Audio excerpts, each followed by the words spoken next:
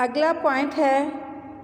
3 جون 1947 کا منصوبہ اور قانون آزادی ہند۔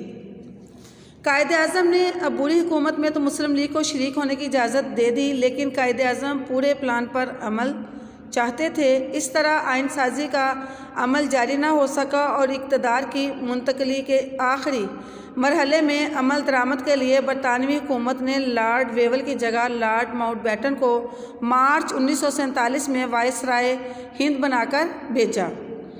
اور 3 جون 1947 کو برصغیر کی تقسیم کا اعلان کیا گیا، جس کی روح سے اس بات کا فیصلہ کیا گیا کہ 14 اگست 1947 تک اقتدار یعنی کہ حکومت ہندوستان کے نمائندوں کے حوالے کر دیا جائے گا۔ لیکن 3 جون 1947 کے منصوبے میں ایک شک یہ بھی تھی، اس میں یہ بھی کہا گیا تھا کہ پنجاب اور بنگال کی اسمبلیوں کے ہندو اور مسلمان اراکین کے الگ الگ اجلاس ہوں گے، اور یہ بھی فیصلہ کیا گیا کہ ان صوبوں کو تقسیم کر دیا جائے گا اور صوبوں کی حد بندی ایک کمیشن کرے گا۔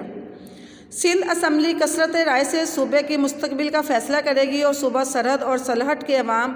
پاکستان یا بھارت میں شمولیت کا فیصلہ استصواب رائے یعنی کہ ووٹ کے ذریعے کریں گے، جبکہ بلوچستان کا فیصلہ شاہی جرگہ کرے گا۔ سندھ اسمبلی نے پاکستان میں شامل ہونے کا فیصلہ کیا اور اس طرح 3 جون کے منصوبے کو عملی جامہ پہنانے کے لیے برطانوی پارلیمنٹ نے 18 جولائی 1947 کو قانون آزادی ہند منظور کیا اور ہندوستان کو 2 بڑی ریاستوں پاکستان اور بھارت میں تقسیم کر دیا۔